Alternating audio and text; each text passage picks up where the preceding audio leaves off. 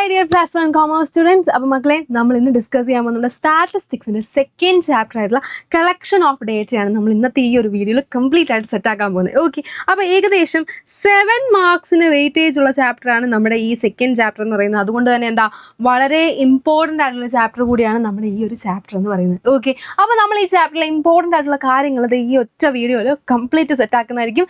അപ്പോൾ കംപ്ലീറ്റ് ആയിട്ട് എൻ്റെ കുഞ്ഞുങ്ങൾ ഈ വീഡിയോ ഇരുന്ന് കാണുക. അപ്പോൾ നമ്മുടെ ഫസ്റ്റ് ചാപ്റ്റർ സ്റ്റാറ്റിയുടെ ഫസ്റ്റ് ചാപ്റ്ററിൽ നമ്മൾ പഠിച്ചിരുന്നത് എന്താണ് ഇക്കണോമിക് ഡേറ്റ എന്ന് നമ്മൾ പറഞ്ഞിരുന്നു അല്ലേ. എന്താണ് ഇക്കണോമിക് ഫാക്ട്സിനെ നമ്പേഴ്സിന്റെ രൂപത്തിൽ കാണിക്കുന്നതാണ് എന്ത് ഇക്കണോമിക് ഡേറ്റ എന്നല്ലേ. അപ്പോൾ ഈ ഇക്കണോമിക് ഡേറ്റ നമുക്ക് 2 സോഴ്സസിൽ നിന്നാണ് കിട്ടുന്നത്. ഓക്കെ, നോക്കിയേ, നമ്മുടെ ഈ സ്റ്റാറ്റിസ്റ്റിക്കൽ ഡേറ്റ അല്ലെങ്കിൽ നമ്മുടെ ഇക്കണോമിക് ഡേറ്റ നമുക്ക് 2 സോഴ്സസിൽ നിന്നാണ് കിട്ടുന്നത്. ഫസ്റ്റ് വൺ ആണ് എന്തെന്ന് പറയുന്നത്, ഫസ്റ്റ് വൺ ആണ് പ്രൈമറി ഡേറ്റ എന്ന് പറയും. എന്താണ് പ്രൈമറി ഡേറ്റ എന്ന് പറയും. ആൻഡ് സെക്കൻഡ് വൺ ആണ് എന്തെന്ന് പറയുന്നത് സെക്കൻഡറി ഡേറ്റ. പേര് പോലെ തന്നെ പ്രൈമറി ഡേറ്റ എന്ന് കേൾക്കുമ്പോൾ നിങ്ങൾക്ക് എന്താ ഓർമ്മ വരേണ്ടത്? യെസ്, എന്താണ് ഓക്കെ, നമ്മുടെ എന്താണ് ഒരു ഒറിജിനൽ ഡേറ്റ ആണ്, ഒരു ഫസ്റ്റ് ഹാൻഡ് ഡേറ്റ ആണ് നമ്മുടെ പ്രൈമറി ഡേറ്റ എന്ന് പറയുന്നത്. ഓക്കെ, ആൻഡ് സെക്കൻഡറി ഡേറ്റ പേര് പോലെ തന്നെ എന്താ സെക്കൻഡ് ഹാൻഡ് ഡേറ്റ ആണ് നമ്മുടെ സെക്കൻഡറി ഡേറ്റ എന്ന് പറയുന്നത്. ഓക്കെ, അപ്പോൾ പ്രൈമറി ഡേറ്റ എന്താ ഒരു സിമ്പിൾ എക്സാമ്പിളൂടെ പറയാം.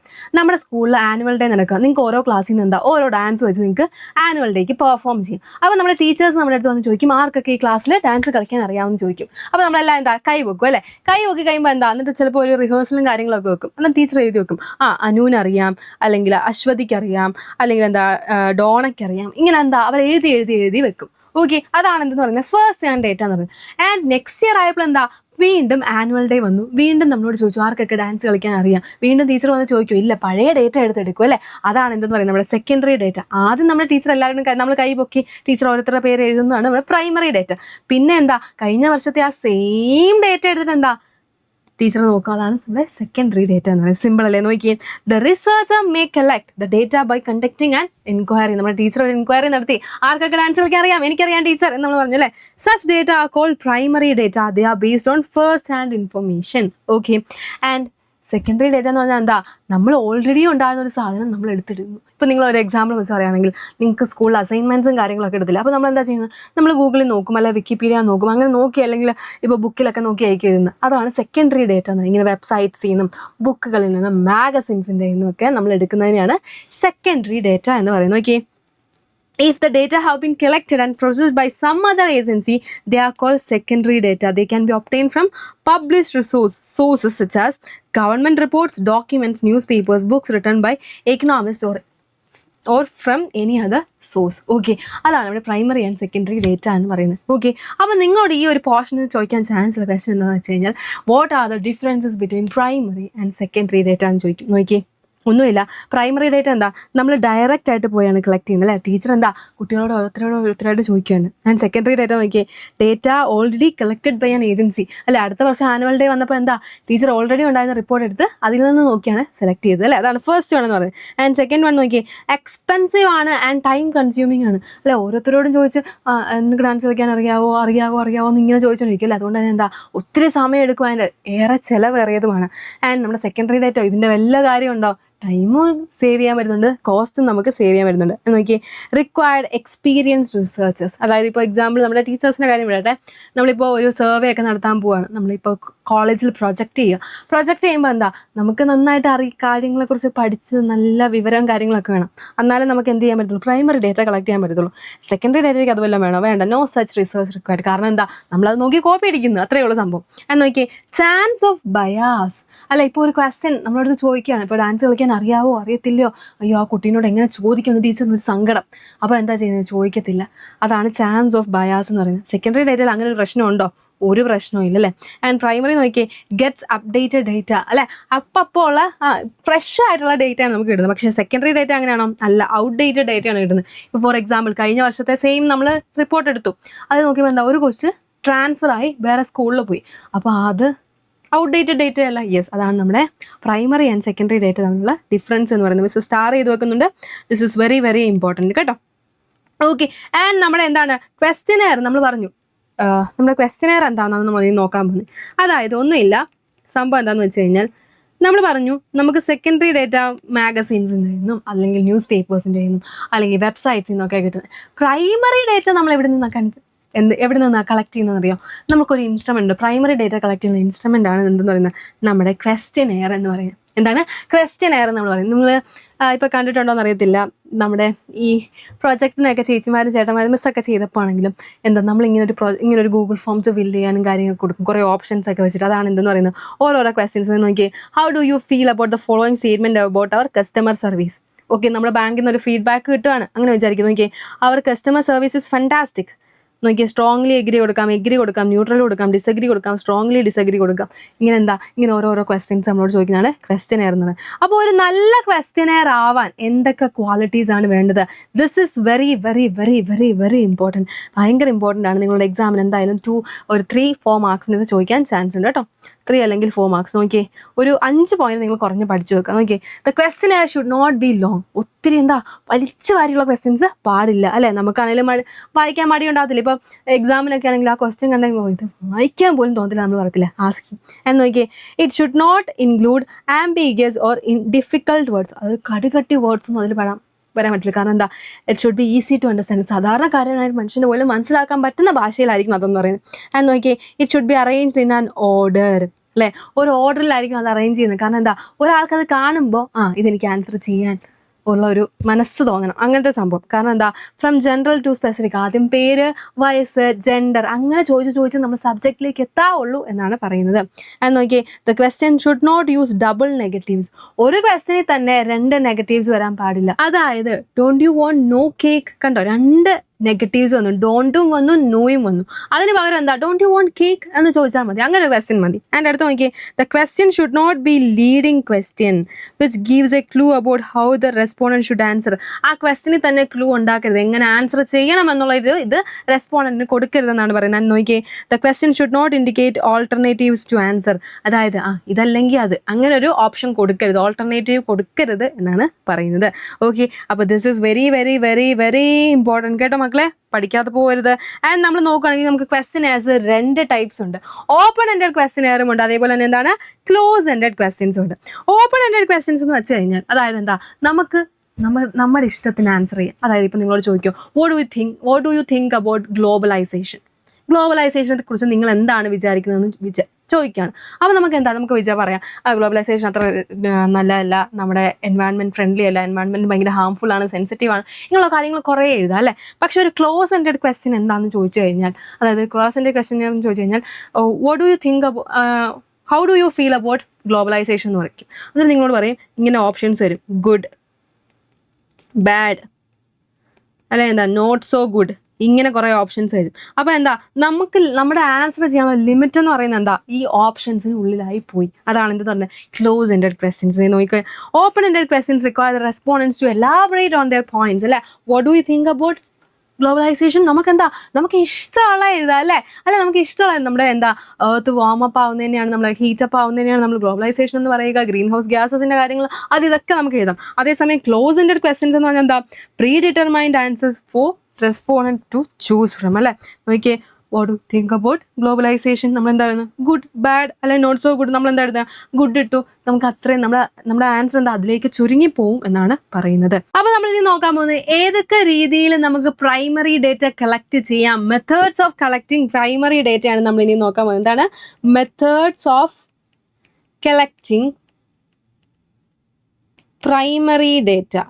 ഓക്കെ, അപ്പം നമുക്ക് 3 മെത്തേഡ്സ് ആണ് എന്തുള്ളത്, നമുക്ക് പ്രൈമറി ഡേറ്റ കളക്ട് ചെയ്യാനുള്ളത്. ഏതൊക്കെയാണെന്ന് നോക്കിയേ, personal interview, mailing questionnaire and telephone interviews. അപ്പോൾ ഫസ്റ്റ് ആണ് നമുക്ക് നോക്കാം, എന്താണ് പേഴ്സണൽ ഇൻ്റർവ്യൂ ആണ് നമ്മൾ നോക്കുന്നത്. എന്താണ് പേഴ്സണൽ ഇൻ്റർവ്യൂ? ഒന്നുമില്ല, നമ്മളൊരു ജോലിക്കായിട്ട് നമ്മൾ പോവുകയാണ്. നമ്മൾ ജോലിക്കായിട്ട് പോകുമ്പോൾ എന്താ, നമ്മുടെ അടുത്ത് ക്വസ്റ്റ്യൻസ് ചോദിക്കാൻ കുറേ ആൾക്കാർ, ഒരു കമ്പനിയിലോട്ട് നമ്മൾ പോകും, അവിടെ നമുക്ക് എന്തുണ്ടാവും, ഇൻ്റർവ്യൂ ഉണ്ടാവും. അപ്പോൾ ആ ക്വസ്റ്റ്യൻ ഒരു ബോർഡിലുള്ളവർ, അവരെന്താ, കമ്പനി ബോർഡിലുള്ളവർ നമ്മളോട് കുറേ ക്വസ്റ്റ്യൻസ് ചോദിക്കും, നമ്മൾ അതിന് ആൻസർ പറയും. ഇതാണ് എന്തെന്ന് പറയുന്നത് പേഴ്സണൽ ഇൻ്റർവ്യൂ. ബാംഗ്ലൂർ ഡേയ്സിൽ നമ്മൾ നിവിൻ പോളി പോയി പറയുന്ന സംഭവം എന്താണ്, that is because after great consideration and consultation എന്ന് പറയുന്ന സംഭവം ഇല്ലേ, അത് തന്നെ സാധനം. നോക്കിയേ, പേഴ്സണൽ ഇൻ്റർവ്യൂ എന്താണ്, the researcher conduct face to face interviews with the respondents. അതാണ് എന്തെന്ന് പറയുന്നത് പേഴ്സണൽ ഇൻ്റർവ്യൂസ് എന്ന് പറയുന്നത്. അതുപോലെ എന്താ, നമ്മളിപ്പോൾ സർവേ നടത്താനോ സെൻസസ് നടത്താനോ എന്താ, ഓരോ ആൾക്കാർ ഓരോരുത്തരെയും നേരിട്ട് എന്ത് ചെയ്യും, ക്വസ്റ്റ്യൻസ് ചോദിക്കും. അപ്പോൾ ഇതിനെന്തുണ്ട്, കുറേ അഡ്വാൻറ്റേജസും ഡിസഡ്വാൻറ്റേജസും ഉണ്ട്. അതാണ് നമ്മൾ ഇനി നോക്കാൻ പോകുന്നത്. നോക്കിയേ, ഫസ്റ്റ് വൺ നോക്കിയേ, personal contact between the interviewer and respondent. എന്താ, തമ്മിലൊരു പേഴ്സണൽ കോൺടാക്ട്, ഒരു വ്യക്തിപരമായ ഒരു ബന്ധം ഉണ്ടാവും. നോക്കിയേ, അതുപോലെ എന്താ all types of questions can be use. നമുക്ക് ഏത് തരത്തിലുള്ള ക്വസ്റ്റ്യൻസ് നമുക്ക് യൂസ് ചെയ്യാം. കാരണം എന്താ നമ്മൾ ചോദിക്കുകയാണല്ലോ, അപ്പം നമ്മൾ ചോദിക്കുന്ന രീതിക്ക് ഇപ്പം ഒരു മോശമായിട്ടുള്ള ക്വസ്റ്റ്യൻ ആണെന്ന് വിചാരിക്കുക, കുറച്ച് ബുദ്ധിമുട്ടുള്ള ക്വസ്റ്റ്യൻ ആണെന്ന് വിചാരിക്കുക. അങ്ങനെയുള്ള ക്വസ്റ്റ്യൻ ആണെങ്കിൽ നമ്മൾ ചോദിക്കുന്ന രീതി നല്ലതാണെങ്കിൽ എന്താ അയാൾക്ക് അത് ആൻസർ പറയാൻ പറ്റും. ഞാൻ നോക്കി ഹയസ്റ്റ് റെസ്പോൺസ് റേറ്റ് അല്ലേ, ഒന്നും ബപ്പ അടിക്കാൻ പറ്റില്ല. ഇപ്പോൾ ഒരു ഫോണാണെങ്കിൽ നമുക്ക് വെച്ചിട്ട് പോകാം, അല്ലെങ്കിൽ മെയിലാണെങ്കിൽ നമുക്ക് റിപ്ലൈ കൊടുക്കാണ്ടിരിക്കാം. പക്ഷേ ഇത് നമുക്ക് അങ്ങനെ പറ്റുമോ? ഇല്ല. എന്ന് നോക്കിയേ better for framing open ended questions അല്ലേ. നമുക്ക് എന്താ ഇപ്പം നമ്മൾ പറഞ്ഞു ഓപ്പൺ എൻഡഡ് ക്വസ്റ്റ്യൻസ് എന്താ നമുക്ക് എലാബറേറ്റ് ചെയ്ത് പറയാം അല്ലേ. അപ്പോൾ അതിന് ബെസ്റ്റ് ആണെന്നാണ് പറയുന്നത്. അതേപോലെ നോക്കി clarification of ambiguous questions can be possible അല്ലെ. ആംബിഗ്യസ് ക്വസ്റ്റ്യൻസ് എന്ന് വെച്ചാൽ എന്താ ഡിഫിക്കൾട്ട് ക്വസ്റ്റ്യൻസ് അല്ലേ. അപ്പോൾ എന്താണ് അങ്ങനെ എന്തെങ്കിലും ബുദ്ധിമുട്ടുള്ള വാക്ക് വല്ലതും കണ്ടു കഴിഞ്ഞാൽ നമുക്ക് എന്താ നമ്മുടെ ഇൻ്റർവ്യൂറിനോട് ചോദിക്കാം അതെന്താണ് ഉദ്ദേശിച്ചത് നമുക്ക് ചോദിക്കാൻ പറ്റും അല്ലേ. അതാണ് നമ്മുടെ അഡ്വാൻറ്റേജസ്. ആൻഡ് ഡിസഡ്വാൻറ്റേജസ് നോക്കുമ്പോൾ എന്താ it is expensive and time consuming അല്ലേ. ഓരോ വീട് കയറി നമ്മളിങ്ങനെ ചോദിക്കുന്നത്. അതേപോലെ എന്താണ് ഈ വീട്ടിലൊക്കെ ഇപ്പോൾ നമുക്ക് പെട്രോൾ കാശ് വേണം, ആ കാശ് വേണം, ഈ കാശ് വേണം. അപ്പോൾ എന്താ ഇറ്റ്സ് ടു എക്സ്പെൻസീവ് എന്ന് പറയുന്നത്. അതേപോലെ നോക്കി ഇറ്റ് റിക്വയർഡ് ട്രെയിൻഡ് ഇൻ്റർവ്യൂവേഴ്സ് അല്ലെ. വെറുതെ ആർക്കെങ്കിലും പോയി ഇത് ചെയ്യാൻ പറ്റുമോ? ഇല്ല. നല്ല ട്രെയിനിങ് ഒക്കെ കിട്ടിയവർക്ക് മാത്രമേ ചെയ്യാൻ പറ്റുള്ളൂ. എന്ന് നോക്കി more chance of influencing respondents അല്ലെ. എന്താണ് ഇപ്പോൾ അവർ ആൻസർ പറഞ്ഞില്ലെങ്കിൽ എന്താ അത് പറ എന്ന് പറഞ്ഞാൽ നമുക്ക് എന്താ ഇങ്ങനെ ഇൻഫ്ലുവൻസ് ചെയ്തുകൊണ്ടിരിക്കാൻ പറ്റും അല്ലേ. അതൊരു രീതിക്ക് ചീത്തയാണ്. ആൻഡ് നോക്കിയേ it is unsuitable where the area is large. ഭയങ്കര വലിയൊരു ഏരിയ ആണെങ്കിൽ എല്ലാവരുടെ അടുത്തും പോയി ചെയ്യാൻ പറ്റുമോ? ഇൻ്റർവ്യൂറിന് പറ്റത്തില്ല. അതാണ് ഇതിൻ്റെ ഡിസഡ്വാൻറ്റേജ് എന്ന് പറയുന്നത്. ഓക്കെ. ആൻഡ് നമ്മുടെ സെക്കൻഡ് വൺ നമ്മൾ പേഴ്സണൽ ഇൻ്റർവ്യൂ കഴിഞ്ഞു. ഇനിയാണ് നമ്മുടെ മെയിലിംഗ് ക്വസ്റ്റ്യനെയർ. ഒന്നുമില്ല, മെയിൽ അയച്ചു കൊടുക്കും, എന്നിട്ട് ഇത് ഫില്ല് ചെയ്യാൻ പറയും. അത്രയേ ഉള്ളൂ. എന്താണെന്ന് പറയുന്നത് mailing questionnaire is send to each individual by mail with a request to complete and return it by a given date. ഇതിനുകൊണ്ട് എന്താ കുറച്ച് അഡ്വാൻറ്റേജസും ഡിസഡ്വാൻറ്റേജസും. മെയിലിംഗ് ഇത് നോക്കിയേ ലെസ് എക്സ്പെൻസീവ് അല്ലേ. മെയിൽ അയച്ചാൽ പോരെ, ഒരു മെയിൽ അയച്ച് ടൈപ്പ് ചെയ്താൽ പോരെ. എന്ന് നോക്കിയേ only method to reach remote areas. ഈ വണ്ടി ഒന്നും ചെല്ലാത്ത സ്ഥലങ്ങളിലേക്ക് അവരിലേക്ക് എത്തിച്ചേരാനുള്ള ഏക മാർഗ്ഗമാണ് mailing question. Does not allow influencing of respondents അല്ലേ. നമുക്ക് അവരെ സ്വാധീനിക്കാൻ പറ്റില്ല. കാരണം എന്താ നേരിട്ടല്ലല്ലോ, ജസ്റ്റ് മെയിലിലൂടെ അല്ലേ. പറഞ്ഞില്ല അത്ര തന്നെ. ഞാൻ നോക്കിയേ permits the respondents to take sufficient time to answer അല്ലേ. ഇപ്പോൾ നേരിട്ടുള്ളൊരു ഇൻ്റർവ്യൂ ആണെങ്കിൽ എന്താ നമ്മൾ ഉടനെ തന്നെ പറയണമല്ലോ. പക്ഷേ ഇതാണോ അങ്ങനെയാണോ അല്ല, നമുക്ക് ആലോചിച്ച് സമയം എടുത്ത് പറഞ്ഞാൽ മതി. ആൻഡ് ഡിസഡ്വാൻറ്റേജസ് നോക്കിയാലോ no provision for clarifying doubts. ഒരു ഡൗട്ട് ഒരു ഡിഫിക്കൽട്ട് വേർഡ് കണ്ടു കഴിഞ്ഞാൽ നമുക്ക് ചോദിക്കാൻ പോലും പറ്റത്തില്ല. എന്ന് നോക്കിയേ response rate may be comparatively low അല്ലേ. നമുക്കറിയാം എന്താ ഇത് ആൻസർ ചെയ്യാൻ പറ്റി തോന്നിയില്ലെങ്കിൽ ചെയ്യുന്നില്ല, എനിക്കങ്ങ് ഇത് ചെയ്യാനുള്ള ടീമായിരിക്കും. ഞാൻ നോക്കിയേ മോർ ടൈം ടു റെസ്പോണ്ട്. നമുക്ക് ഇങ്ങനെ ഒരു ക്വസ്റ്റ്യൻ വായിച്ചു കഴിഞ്ഞാൽ ഇതിന് ആ ആൻസർ കൊടുക്കണോ, ഇതിന് ഈ ആൻസർ കൊടുക്കണോ എന്നൊരു ഡൗട്ട് ഉണ്ടാവും. യെസ്. ഞാൻ നോക്കിയേ not suitable when respondents are illiterate. വായിക്കാനും പഠിക്കാനും അറിയാതെ വായിക്കാനും അല്ലെങ്കിൽ എഴുതാനും അറിയാത്ത ഒരാളാണെങ്കിൽ ഇത് പറ്റുമോ? പറ്റത്തില്ല. അതാണ് എൻ്റെ ഡിസഡ്വാൻറ്റേജസ് എന്ന് പറയുന്നത്. അപ്പോൾ ഈ അഡ്വാൻറ്റേജസും ഡിസഡ്വാൻറ്റേജസും ഭയങ്കര ഇമ്പോർട്ടൻ്റ് ആണ് കേട്ടോ. അപ്പോൾ നമ്മൾ ഏതൊക്കെ കണ്ടു? പേഴ്സണൽ ഇൻ്റർവ്യൂ കണ്ടു, മെയിലിംഗ് ക്വസ്റ്റ്യനെയർ കണ്ടു, ആൻഡ് അടുത്താണ് എന്താ ടെലിഫോൺ ഇൻ്റർവ്യൂസ്. ഒന്നുമില്ല, ഫോണിൽ കൂടെ ഇൻവെസ്റ്റിഗേറ്റർ ക്വസ്റ്റ്യൻ ചോദിക്കും, റെസ്പോണ്ടൻ്റ് ആൻസർ പറയും. നോക്കി ഇൻവെസ്റ്റിഗേറ്റർ ആസ് ക്വസ്റ്റ്യൻസ് ഓവർ ദി ടെലിഫോൺ. ഇതിനുകൊണ്ട് എന്ത് അഡ്വാൻറ്റേജസും ഡിസഡ്വാൻറ്റേജസും. അഡ്വാൻറ്റേജസ് നോക്കി less expensive and time consuming അല്ലേ. ഫോൺ വിളിച്ചാൽ പോരെ ഏത്. എന്ന് നോക്കി ലെസ് ഇൻഫ്ലുവൻസ് ഓൺ റെസ്പോണ്ടൻസ് അല്ലേ. നമ്മുടെ ഈ ആൾക്കാരെ വലുതായിട്ട് സ്വാധീനിക്കാൻ പറ്റില്ല, കാരണം ഫോണിൽ കൂടെ അല്ലേ. ഫെസിലിറ്റേറ്റ് ക്ലാരിഫിക്കേഷൻ ഓഫ് ഡൗട്ട്സ് അല്ലെ. എന്തെങ്കിലും ഡൗട്ടോ കാര്യങ്ങൾ എന്തെങ്കിലും അംബിഗ്യസ് ക്വസ്റ്റ്യൻസ് കാണുവാണെങ്കിൽ, ഡിഫിക്കൽട്ട് ക്വസ്റ്റ്യൻസ് കാണുവാണെങ്കിൽ എന്താ നമുക്ക് ഡൗട്ട് ചോദിക്കാം. എന്നൊക്കെ ഹൈ റെസ്പോൺസ് ചെയ്യും. നമുക്ക് ആൻസർ പറഞ്ഞാലേ പറ്റില്ല, അല്ലെങ്കിൽ കമ്പിളി പതപ്പേ എന്ന് പറഞ്ഞാലും മതിയല്ലേ. എന്നൊക്കെ many people may not own telephones. അതിപ്പോൾ ഇതുള്ളതല്ല, പക്ഷെ എന്നാലും നമ്മുടെ ഡിസഡ്വാൻറ്റേജിൻ്റെ കൂടെ ഉള്ളതാണ്. Reactions cannot be watch. മുഖത്ത് എന്ത് എക്സ്പ്രഷനാണ്. ഇപ്പം നിങ്ങൾ സന്തോഷമാണോ, ഫോണിൽ കൂടെ സന്തോഷമാണ് എന്ന് പറയും. പക്ഷെ നേരിട്ടാണെങ്കിൽ സന്തോഷം എന്ന് പറഞ്ഞാൽ നമുക്ക് മുഖത്തെ എക്സ്പ്രഷൻ കാണാമല്ലോ. ഇവിടെ നമുക്കത് കാണാൻ പറ്റത്തില്ല. ചാൻസസ് ഓഫ് ഇൻഫ്ലുവൻസിങ് റെസ്പോണ്ടൻസ് അല്ലേ. എന്താ നമുക്ക് സ്വാധീനിക്കാനുള്ള ഇത് കൂടുതലാണ് എന്നാണ് പറയുന്നത്.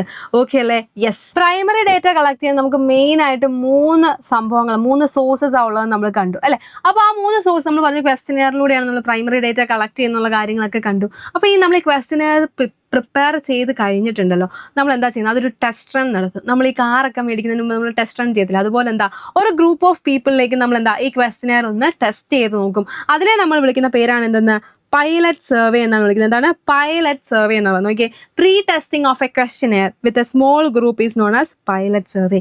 എന്തിനു വേണ്ടിയാണ് ഇത് ചെയ്യുന്നതെന്ന് ചോദിച്ചു കഴിഞ്ഞാൽ നോക്കിയേ to assess the suitability of questions നമ്മുടെ റിസർച്ച് ടോപ്പിക്, നമുക്കൊരു ടോപ്പിക് ഉണ്ടാകും, പോവേർട്ടി ആണെന്ന് വിചാരിക്കുക, ആ പോവേർട്ടി ആയിട്ട് റിലേറ്റ് ചെയ്തിട്ടുള്ള സംഭവങ്ങളാണോ എന്നുള്ളത് നോക്കും. അതേപോലെ നോക്കിയേ to assess the clarity of instructions, നമ്മൾ എന്താ അതിൽ കൊടുത്തേക്കുന്ന ഇൻസ്ട്രക്ഷൻസും കാര്യങ്ങളൊക്കെ ഒരു സാധാരണക്കാരന് വായിച്ചാൽ മനസ്സിലാവുമോ എന്നുള്ള കാര്യവും നമ്മൾ നോക്കും. ആൻഡ് നോക്കി to assess the performance of enumerators.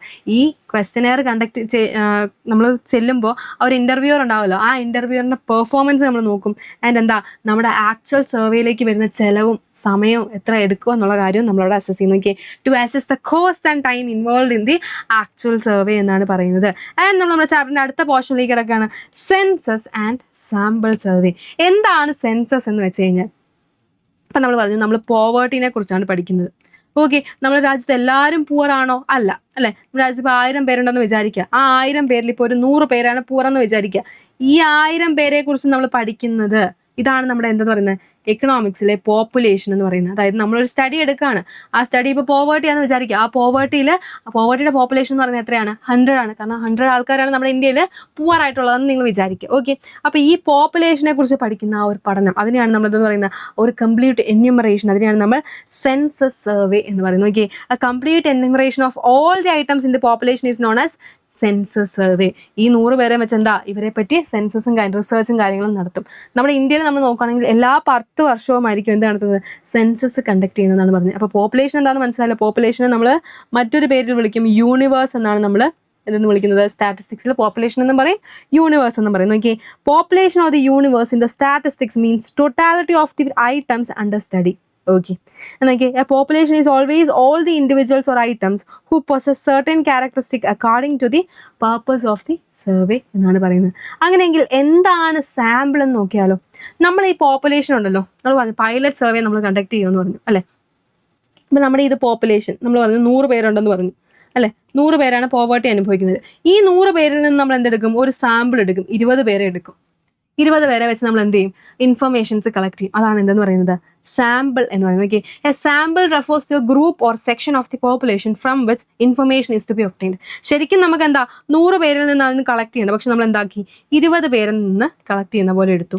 ഇതാണ് എന്തെന്ന് പറയുന്നത്, സാമ്പിൾ എന്ന് പറയുന്നത്. ഇനി എന്താണ് സാമ്പിൾ സർവേ എന്ന് ചോദിച്ചു കഴിഞ്ഞാൽ, ഈ 20 പേരെ വെച്ച് നമ്മൾ ഡേറ്റ കളക്ട് ചെയ്തല്ലോ, ആ ഡേറ്റ വെച്ച് നമ്മൾ എന്ത് ചെയ്യും, സർവേ കണ്ടക്ട് ചെയ്യും. അതാണ് എന്തെന്ന് പറയുന്നത്, സാമ്പിൾ സർവേ എന്ന് പറയുന്നത്. Okay, a survey conducted by taking sample to represent the characteristic of the population under study is refer to as sample survey. ഇതാണ് നമ്മുടെ പോപ്പുലേഷൻ. ഈ പോപ്പുലേഷൻ നമ്മൾ എന്തെടുത്തു, 20 പേരെ വെച്ച് നമ്മൾ ഇൻഫർമേഷൻസ് കളക്ട് ചെയ്തു. എന്നിട്ട് നമ്മൾ എന്ത് ചെയ്യുന്നുണ്ട്, സർവേ കണ്ടക്ട് ചെയ്യുന്നുണ്ട്. അതാണ് എന്തെന്ന് പറയുന്നത്, അതാണ് നമ്മുടെ സാമ്പിൾ സർവേ എന്ന് പറയുന്ന ഒരു എക്സാമ്പിൾ മിസ് ഇപ്പോൾ കാണിച്ചു തരാം കേട്ടോ. നോക്കിയേ, നമ്മുടെ റിസർച്ച് ഇതെന്ന് പറയുന്നത് to study the economic condition of agriculture labourers in Calicut. നമ്മുടെ കോഴിക്കോടുള്ള നമ്മുടെ കൃഷി തൊഴിലാളികളെ പറ്റിയിട്ടുള്ള പഠനമാണ് നമ്മളിവിടെ ചെയ്യുന്നത്. അവരുടെ എക്കണോമിക് കണ്ടീഷൻ, പോപ്പുലേഷൻ നോക്കുകയാണെങ്കിൽ നമ്മുടെ ആ കോഴിക്കോടുള്ള എല്ലാ കർഷക തൊഴിലാളികളെ എടുക്കും. ആൻഡ് നമ്മുടെ സാമ്പിൾ നോക്കുകയാണെങ്കിലോ 10% എടുക്കുന്നുള്ളൂ. 10%. അതായത് ഇപ്പോൾ നോക്കിക്കാം, നമുക്ക് ഒരു 150 പേരുണ്ട് എവിടെ, അല്ല പോട്ടെ, നമുക്ക് സിമ്പിളായിട്ടുള്ള എമൗണ്ട് എടുക്കാം. അപ്പോൾ നമുക്കൊരു 100 പേരുണ്ടെന്ന് വിചാരിക്കുക എവിടെ, നമ്മുടെ കോഴിക്കോട് കർഷക തൊഴിലാളികൾ. ഇതിൽ നിന്ന് നമ്മൾ സാമ്പിൾ എടുക്കും. എത്ര എടുത്തത്, ഇപ്പം നമ്മൾ 10% എടുത്തുള്ളൂ. അപ്പോൾ 10 തന്നെയാണല്ലേ, 100ൻ്റെ 10% 10 ആണല്ലോ. 10%, 10 പേരെ മാത്രമാണ് നമ്മൾ എന്ത് ചെയ്തത്, സാമ്പിൾ എടുത്തത്. ഓക്കെ, മനസ്സിലായല്ലോ. അതിനെയാണ് നമ്മൾ എന്താ പറയുന്നത്, ഇത് വെച്ച് ഈ 10 പേരെ വെച്ച് നമ്മൾ സ്റ്റഡി ചെയ്യും, സാമ്പിൾ സർവേ ചെയ്യും. അതിനെ നമ്മൾ വിളിക്കുന്നതാണ് സാമ്പിൾ സർവേ എന്ന്. 100 പേരെ എടുക്കേണ്ട സ്ഥാനത്ത് നമ്മൾ നമ്മുടെ എളുപ്പത്തിനായിട്ട് നമ്മൾ 10 പേരെ എടുത്തു. അതാണ് സാമ്പിൾ എന്ന് പറയുന്നത്. എന്നിട്ട് ഈ 10 പേരെ വെച്ച് നമ്മൾ എന്ത് ചെയ്തു, സർവേ കണ്ടക്ട് ചെയ്തു. അവരെ പറ്റിയുള്ള ഇൻഫർമേഷൻസ് കളക്ട് ചെയ്തു. അവരുടെ എക്കണോമിക് കണ്ടീഷൻസ് എങ്ങനെയാണെന്ന് പഠിക്കാൻ നോക്കി. അതാണ് എന്തെന്ന് പറയുന്നത്, സാമ്പിൾ സർവേ എന്ന് പറയുന്നത്. സിമ്പിൾ. ആൻഡ് മെറിറ്റ്സ് നോക്കുകയാണെങ്കിൽ റിലയബിൾ ആൻഡ് ആക്യുറേറ്റ് ഇൻഫർമേഷൻ. നമുക്ക് വിശ്വസിക്കാം പറ്റിയ ഇൻഫർമേഷൻ ആണ്, കറക്റ്റും ആയിരിക്കും. And less expensive and time consuming, അല്ലേ? 100 പേരെടുക്കേണ്ട സ്ഥാനത്ത് നമ്മൾ 20 പേരെ കുറിച്ചേ പഠിച്ചുള്ളൂ. അപ്പോൾ അത്രയും ചിലവും കുറഞ്ഞു, അത്രയും സമയം ലാഭം. നോക്കിയേ, as sample are smaller than population more detail information can be collected by conducting intensive enquiries, അല്ലേ? നമ്മുടെ പോപ്പുലേഷനിലും കുറവല്ലേ നമ്മുടെ സാമ്പിൾ എന്ന് പറയുന്നത്, അല്ലെ? 100 കുറവല്ലേ 20. അപ്പോൾ ഇത്രയും പേരുള്ളത് കൊണ്ട് നമുക്ക് അവരെക്കുറിച്ച് കൂടുതലായിട്ട് ഇൻറ്റൻസ് ആയിട്ടുള്ള വ്യക്തിപരമായിട്ടുള്ള ക്വസ്റ്റൻസ് ഒക്കെ ചോദിച്ചിട്ട് നമുക്ക് കുറേ ഇൻഫർമേഷൻസ് കളക്ട് ചെയ്യാം. എന്നൊക്കെ as we need a smaller team of enumerators it is easier to train them and supervise them for their work more efficient അല്ലേ. അതായത് എന്താ 100 പേരെ ചെയ്യുന്ന സ്ഥലത്ത് നമുക്ക് 20 പേരെ ചെയ്താൽ മതി. അപ്പോൾ എന്താ അത്രയും കുറവ് എന്യൂമറേറ്റേഴ്സ് മതി, ഇന്റർവ്യൂവേഴ്സ് മതി. നമുക്ക് അവരെ നന്നായിട്ട് ട്രെയിൻ ചെയ്ത് അവരെ എഫിഷ്യൻ്റ് ആയിട്ട് നമുക്ക് വർക്ക് ചെയ്യാനും സാധിക്കും എന്നാണ് പറഞ്ഞത്. ഞാൻ നോക്കിയേ, more suitable when the population is large. ഇതെപ്പോഴാണ് ഏറ്റവും പൊളിയായിരിക്കുന്നത്? ഇപ്പോൾ നോക്കിയാൽ 1000 വീടുകളുണ്ട്, 1000 വീടുകൾ നമുക്ക് കയറി ഇറങ്ങാൻ പറ്റുമോ? ഇല്ല. അപ്പോൾ നമ്മൾ എന്തെടുക്കും? സാമ്പിൾ എടുക്കും, 10 വീട് എടുക്കും. ഇതാണ് എന്തെന്ന് പറയുന്നത് നമ്മുടെ മെറിറ്റ്സ് ഓഫ് സാമ്പിൾ സർവേ എന്ന് പറയുന്നത്. ഓക്കെ, ആൻഡ് നമ്മൾ ഇനി നോക്കാൻ പോകുന്നതാണ് എന്താണ് സാമ്പിളിംഗ് എന്നാണ് നോക്കാൻ പോകുന്നത്. ഓക്കെ, നമ്മുടെ ഈ പ്രോസസ്സ് ഉണ്ടല്ലോ, ഈ നമ്മൾ ഈ സാമ്പിൾ ചെയ്യുന്ന പ്രോസസ്സ് ഉണ്ടല്ലോ, അതായത് ഒരു പോപ്പുലേഷൻ എടുത്തിട്ട് അതിൽ ഇത്ര പേരെ മാത്രം എടുക്കുന്നതാണല്ലോ, ഒരു ഗ്രൂപ്പ് ഓഫ് പീപ്പിളിനെ എടുക്കുന്നതാണല്ലോ എന്ന് പറയുന്നത് സാമ്പിൾ എന്ന് പറയുന്നത്. ആ ഒരു പ്രോസസ്സിനെ നമ്മൾ വിളിക്കുന്ന പേരാണ് എന്ത്? സാമ്പിളിംഗ്. സിമ്പിൾ. നോക്കി, sampling in statistics A process or method of drawing representative group of individuals or cases from A particular population. നോക്കി, ഇത് മൊത്തം പോവർട്ടി അനുഭവിക്കുന്നവരാണ് കേട്ടോ ഇതിനകത്തുള്ളത്. ഒരു 200 പേരുണ്ടെന്ന് വിചാരിക്കുക. ഇതിൽ നിന്ന് നമ്മൾ ഓരോ ആൾക്കാരെ ഇങ്ങനെ എടുത്തെടുത്ത് നമ്മൾ എന്താ ചെയ്തത്? നമ്മൾ ഒരു 10 പേരെ സെലക്ട് ചെയ്തു. ഓക്കെ, എന്നിട്ട് ഇവരെ വെച്ച് നമ്മൾ എന്ത് ചെയ്യും? സർവേ കണ്ടക്ട് ചെയ്യും. ഈ ഒരു പ്രോസസ്സിനെയാണ് നമ്മൾ എന്തെന്ന് പറയുന്നത്? സാമ്പിളിംഗ് എന്ന് പറയുന്നത്. സാമ്പിളിംഗ് നമുക്ക് മെയിനായിട്ട് 2 ടൈപ്സ് ആണുള്ളത്. പ്രോബബിലിറ്റി സാമ്പിളിങ്ങും ഉണ്ട്, അല്ലെങ്കിൽ നോൺ പ്രോബബിലിറ്റി സാമ്പിളിങ്ങും ഉണ്ട്. നിങ്ങളുടെ ടെക്സ്റ്റ് ബുക്കിൽ റാൻഡം സാമ്പിളിംഗ് ഒന്നും നോൺ റാൻഡം സാമ്പിളിംഗ് ഒന്നും ആയിരിക്കും ഉണ്ടാവുക. ഇതിൻ്റെ വേറൊരു പേരാണ് എന്ത്? പ്രോബബിലിറ്റി സാമ്പിളിങ്ങും നോൺ പ്രോബബിലിറ്റി സാമ്പിളിങ്ങും. അപ്പോൾ നമുക്ക് നോക്കാം എന്താണ് റാൻഡം സാമ്പിളിംഗ് എന്ന് വെച്ച് കഴിഞ്ഞാൽ. നോക്കിയേ, it refers to the technique in which each and every unit of the population has an equal opportunity of being selected in the sample. അല്ല, ഇപ്പം നമ്മളൊരു ലോട്ടറി എടുത്തു. ആ ലോട്ടറി എടുത്തു കഴിഞ്ഞാൽ എന്താ? ഇപ്പം ചിലപ്പോൾ മിസ് ഒരു ലോട്ടറി എടുത്തു, നമ്മുടെ വിഷ്ണു സാർ ഒരു ലോട്ടറി എടുത്തു, റേച്ചില മിസ് ഒരു ലോട്ടറി എടുത്തു. എന്താ ഇവർക്ക് എല്ലാവർക്കും എന്താ വിജയിക്കാനുള്ള, ഞങ്ങൾക്ക് 3 പേർക്കും എന്താ വിജയിക്കാനുള്ള ഒരു ഓപ്പർച്യൂണിറ്റി ഉണ്ടല്ലേ. അതിനെ നമ്മൾ പറയുന്നതാണ് എന്ത്? റാൻഡം സാമ്പിളിംഗ് എന്ന്. 2 മെത്തേഡ്സ് ആണുള്ളത്. ലോട്ടറി മെത്തേഡും ഉണ്ട്, റാൻഡം നമ്പർ ടേബിൾ മെത്തേഡും ഉണ്ട്. ഓക്കെ, ഇതിൻ്റെ മറ്റൊരു പേരാണ് എന്ത്? Probability sampling. പ്രോബബിലിറ്റി സാമ്പിളിംഗ് എന്നും കൂടി ഓർത്ത് വെക്കുക. ആൻഡ് അടുത്താണ് എന്തെന്ന് പറയുന്നത്? Non random sampling. ഓക്കെ, അവിടെ എന്താണ്? ഇങ്ങനെ ഈക്വൽ ഓപ്പർച്യൂണിറ്റിയും കാര്യങ്ങളും ഒന്നുമില്ല. അതിനെ നമ്മൾ വിളിക്കുന്നതാണ് എന്ത്? നോൺ റാൻഡം സാമ്പിളിംഗ് അഥവാ നോൺ പ്രോബബിലിറ്റി സാമ്പിളിംഗ് എന്ന് പറയും. നോൺ പ്രോബബിലിറ്റി സാമ്പിളിംഗ് എന്ന് പറയും. Okay, it refers to the technique in which all units of the population does not have equal opportunity of being selected in the sample. Okay, random sampling എന്ന് വെച്ചാൽ എന്താ? എല്ലാവർക്കും equal opportunity ഉണ്ട്. പക്ഷെ non random sampling എന്ന് വെച്ചാൽ എന്താ? നേരെ ഉൾട്ട. റാൻഡം സാമ്പിളിങ്ങിന്റെ മറ്റൊരു പേര് പ്രോബബിലിറ്റി സാമ്പിളിംഗ്, നോൺ റാൻഡം സാമ്പിളിങ്ങിന്റെ മറ്റൊരു പേര് നോൺ പ്രോബബിലിറ്റി സാമ്പിളിംഗ് എന്നാണ്. ഓക്കെ, അപ്പോൾ നമ്മുടെ ഈ സാമ്പിളിങ്ങിൽ എന്ത് പറ്റും? സാമ്പിളിങ്ങിൽ കുറച്ച് എറേഴ്സും കാര്യങ്ങളൊക്കെ വരും, കുറച്ച് തെറ്റുകളൊക്കെ വരും. എന്ത് തെറ്റുകളാണ്, ഏത് തരത്തിലുള്ള തെറ്റുകളാണ് വരുന്നത് നമുക്ക് നോക്കണ്ടേ? യെസ്, നോക്കി, സാമ്പിളിംഗ് എറർ എന്ന് വെച്ചാൽ എന്താ? നമ്മൾ പറഞ്ഞു നമ്മുടെ ഈ പോപ്പുലേഷൻ എന്ന് പറയുന്നത് എന്താ? 100 ആണെന്ന് പറഞ്ഞു. നമ്മൾ അതിൽ നിന്ന് വെറും 20 പേരെ മാത്രമേ എന്താ ചെയ്തുള്ളൂ? സെലക്ട് ചെയ്തുള്ളൂ അല്ലേ. 20 പേരാണ് നമ്മുടെ സാമ്പിൾ എന്ന് പറയുന്നത്. അപ്പോൾ ഇത് തമ്മിൽ എന്താ ഒരു വലിയ വ്യത്യാസം വരത്തില്ലേ? സാമ്പിൾ എസ്റ്റിമേറ്റും നമ്മുടെ പോപ്പുലേഷനും തമ്മിലൊരു ഡിഫറൻസ് വരത്തില്ലേ? ആ ഡിഫറൻസിനെയാണ് നമ്മൾ എന്താന്ന് പറയുന്നത്? ഇവിടെ ഒരു ഡിഫറൻസ് വന്നില്ലേ? 80 അല്ലേ നമ്മുടെ ഡിഫറൻസ്? ആ ഡിഫറൻസ് ആണ് നമ്മുടെ സാമ്പിളിംഗ് എറർ എന്ന് പറയുന്നതാണ്. സാമ്പിളിംഗ് എറർ ശരിക്കും നമുക്ക് 100 പേരെ പറ്റിയിട്ടാണ് പഠിക്കേണ്ടത്. പക്ഷെ എന്താ, നമ്മൾ നമ്മുടെ എളുപ്പത്തിന് 20 പേരെ പറ്റി മാത്രമേ പഠിച്ചുള്ളൂ. അപ്പോൾ ആ ഡിഫറൻസ് നമ്മുടെ ശരിക്കുള്ള പോപ്പുലേഷനും അതുപോലെ നമ്മുടെ സാമ്പിൾ എസ്റ്റിമേറ്റും തമ്മിലുള്ള ഡിഫറൻസ് ആണ് നമ്മൾ എന്ത് പറയുന്നത്? സാമ്പിളിംഗ് എറർ എന്ന് പറയുന്നത്. Okay, refers the difference between the sample estimate and the corresponding population parameter എന്നാണ് പറയുന്നത്. Sampling errors. Okay, sampling errors നമ്മൾ പറഞ്ഞ പോലെ തന്നെ നമുക്ക് എന്തുണ്ട്? നോൺ സാമ്പിളിംഗ് എറേഴ്സും ഉണ്ട്. ഓക്കെ, സാമ്പിളിംഗ് എറേഴ്സും ഉണ്ട്, നോൺ സാമ്പിളിംഗ് എറേഴ്സും ഉണ്ട്. അപ്പോൾ നമ്മൾ നോക്കുകയാണെങ്കിൽ എന്താ, ഈ സാമ്പിളിംഗ് എറേഴ്സൊക്കെ ചീള കേസ്. പക്ഷെ എന്താ, നോൺ സാമ്പിളിംഗ് എറർ എന്ന് പറയുന്നത് ഭയങ്കര വലിയ ടീമാണെന്നാണ് പറയുന്നത്. കാരണം എന്താ? യെസ്, നോക്കിയേ, non sampling errors are more serious than sampling errors because a sampling error can be minimised by taking a larger sample അല്ലേ. നമുക്കിവിടെ നോക്കുകയാണെങ്കിൽ എന്താ, 100 നമ്മൾ 20 നമ്മൾ എന്ത് സാമ്പിൾ എടുത്ത് അത് നമുക്ക് പകരം എത്രയാക്കാം? ഒരു 50 സാമ്പിൾ എടുത്ത് നമുക്ക് അതിൻ്റെ ആ ഒരു റെക്ടിഫൈ ചെയ്യാം, നമുക്ക് തിരുത്താം. പക്ഷേ എന്താ, ഒരു നോൺ സാമ്പിളിംഗ് എററിൽ നമുക്ക് അങ്ങനെ ചെയ്യാൻ പറ്റത്തില്ല എന്നാണ് പറഞ്ഞത്. നോൺ സാമ്പിളിംഗ് എറർ നമുക്ക് മെയിനായിട്ട് 3 ടൈപ്സ് ആണുള്ളത്. ഓക്കെ, ഏതൊക്കെയാണെന്ന് നോക്കാം. സാമ്പിളിംഗ് എറർ എന്താണെന്ന് മനസ്സിലായില്ലേ? നമ്മുടെ ആ പോപ്പുലേഷനിലും അതേപോലെ നമ്മുടെ സാമ്പിൾ എസ്റ്റിമേറ്റും തമ്മിലുള്ള ഒരു ഡിഫറൻസ്. ഓക്കെ, അത് നമുക്ക് എന്താ, ഇപ്പം നമ്മൾ 100 ആണ് നമ്മുടെ പോപ്പുലേഷൻ, 20 എടുത്തു, ആ 20 വരെ നമ്മളൊരു 50 എടുത്താൽ അത് റെഡിയായി. ഓക്കെ, പക്ഷേ നോൺ സാമ്പിളിംഗ് എറർ അങ്ങനെ നമുക്ക് ചെയ്യാൻ പറ്റില്ല. നമുക്ക് നോൺ സാമ്പിളിംഗ് എറർ മെയിനായിട്ട് 3 ടൈപ്സ് ആണുള്ളത്. സാമ്പിളിംഗ് ബയാസ് ഉണ്ട്, നോൺ റെസ്പോൺസ് എറേഴ്സ് ഉണ്ട്, എറേഴ്സ് ഇൻ ഡേറ്റ അക്വിസിഷൻ. ഇങ്ങനെ 3 എണ്ണമാണ് നമുക്കുള്ളത്. ഫസ്റ്റ് വൺ നമ്മൾ നോക്കുന്നതാണ് എന്താണ് സാമ്പിളിംഗ് ബയാസ് എന്ന്. എന്തായിരിക്കും സാമ്പിളിംഗ് ബയാസ് എന്ന് വെച്ച് കഴിഞ്ഞാൽ നമുക്കറിയാം കുറച്ച് ആളുകൾക്ക് മാത്രമല്ല, ചില ആളുകൾക്ക് എന്താ നമ്മുടെ എസ്റ്റിമേറ്റഡ് പോപ്പുലേഷനിൽ ചില ആളുകൾക്ക് സാമ്പിൾ ആവാൻ സാധിക്കത്തില്ല ചില കാരണങ്ങൾ കൊണ്ട്. അതിനെയാണ് നമ്മൾ എന്താ പറയുന്നത്, സാമ്പിളിംഗ് ബയാസ് എന്ന് പറയുന്നത്. സിമ്പിൾ. ആൻഡ് നെക്സ്റ്റ് വന്ന് നോക്കിയേ, നോൺ റെസ്പോൺസ് എറേഴ്സ്. നമ്മുടെ ഇന്റർവ്യൂവർ ഇപ്പൊ ഒരു വീട്ടിൽ ചെന്നിട്ട് കഥകെ മുട്ടി, അപ്പൊ അയാൾ തുറന്നിട്ട് പറയാം ഞങ്ങൾക്ക് ഇപ്പൊ സമയമില്ല അങ്ങനെ പറഞ്ഞു, അല്ലെങ്കിൽ എന്താ ആ വീട്ടിൽ മുട്ടിയപ്പോൾ എന്താ അവിടെ ആരുമില്ല, അതാണ് എന്താ പറയുന്നത് നോൺ റെസ്പോൺസ് എറർ. അദ്ദേഹത്തിന് റെസ്പോൺസും കാര്യങ്ങളൊന്നും കിട്ടുന്നില്ല. ആൻഡ് തേർഡ് വൺ നോക്കിയേ, എറേഴ്സ് ഇൻ ഡേറ്റ അക്വിസിഷൻ. നമ്മൾ ഡേറ്റ എഴുതിക്കൊണ്ടിരിക്കുക, അപ്പോൾ ചോദിച്ചു ഈ വീട്ടിൽ എത്ര കുട്ടികളുണ്ടെന്ന് ചോദിച്ചു, അപ്പോൾ അദ്ദേഹം പറഞ്ഞു, നമ്മുടെ ആൻസർ പറയുന്ന ആൾ പറഞ്ഞു 3 എണ്ണം ഉണ്ടെന്ന് പറഞ്ഞു. പക്ഷേ നമ്മുടെ ഇന്റർവ്യൂർ കേട്ട എത്ര 2 എന്നാണ്. അപ്പോൾ എന്താ ഡേറ്റ എൻ്റർ ചെയ്തപ്പോൾ തെറ്റ് പറ്റിയേ, അതാണ് errors in data acquisition. നോക്കിയേ, sampling bias is such that a few percent of this target population could not be included in the sample due to some reasons. അതാണ് sampling bias എന്ന് പറയുന്നത്. And non response errors എന്ന് പറഞ്ഞു കഴിഞ്ഞാലോ, when an interviewer is unable to contact a person included in the sample or a person in the sample does not respond. ഒന്നെങ്കിൽ എന്താ അദ്ദേഹത്തിന് contact ചെയ്യാൻ പറ്റില്ല, നമ്മുടെ എന്താ ഇന്റർവ്യൂറിന് നമ്മുടെ ആ സാമ്പിൾ ഉണ്ടായിരുന്ന ഒരാളെ കോൺടാക്ട് ചെയ്യാൻ പറ്റിയില്ല, അല്ലെങ്കിൽ എന്താ ആ സാമ്പിൾ ഉണ്ടായിരുന്ന ആൾ റെസ്പോണ്ട് ചെയ്തില്ല. എറേഴ്സ് ഇൻ ഡേറ്റ അക്വിസിഷൻ ആയാലോ, this type of error takes place due to the recording of incorrect responses. തെറ്റായിട്ടുള്ള റെസ്പോൺസ് റെക്കോർഡ് ചെയ്തത് കാരണം സംഭവിക്കുന്നതാണ് എറേഴ്സ് ഇൻ ഡേറ്റ അക്വിസിഷൻ എന്ന് പറയുന്നത്. അപ്പോൾ നമ്മൾ ഈ ഡേറ്റ കളക്ട് ചെയ്യാൻ കുറച്ച് ഏജൻസീസും കാര്യങ്ങളൊക്കെ ഉണ്ട്. ആ ഏജൻസീസ് ആണ് ഇവിടെ കൊടുത്തേക്കുന്നത്. നോക്കിയാൽ സെൻസസ് ഓഫ് ഇന്ത്യ ഉണ്ട്, national sample survey organisation, central statistics office, registrar general of India, director general of commercial intelligence and statistics, labour bureau. അപ്പോൾ ഇതിൽ നിങ്ങൾ ഓർത്തിരിക്കേണ്ടത് നമ്മുടെ NSS ആണ്. ഇത്രയേ ഉള്ളൂ നമ്മുടെ ഈ ഒരു ചാപ്റ്റർ എന്ന് പറയുന്നത്. വളരെ ഇമ്പോർട്ടൻ്റ് ആയിട്ടുള്ള ചാപ്റ്ററാണ്. 7 മാർക്സ് വെയിറ്റേജ് വരുന്ന ഒരു ചാപ്റ്ററാണ്. അപ്പോൾ എൻ്റെ കുഞ്ഞുങ്ങൾക്ക് ഇനി എന്തെങ്കിലും ഡൗട്ട്സോ കാര്യങ്ങളോ ഉണ്ടെങ്കിൽ താഴത്തെ കമൻറ്റ് ബോക്സിൽ കമൻറ്റ് ചെയ്യുക. ബൈ.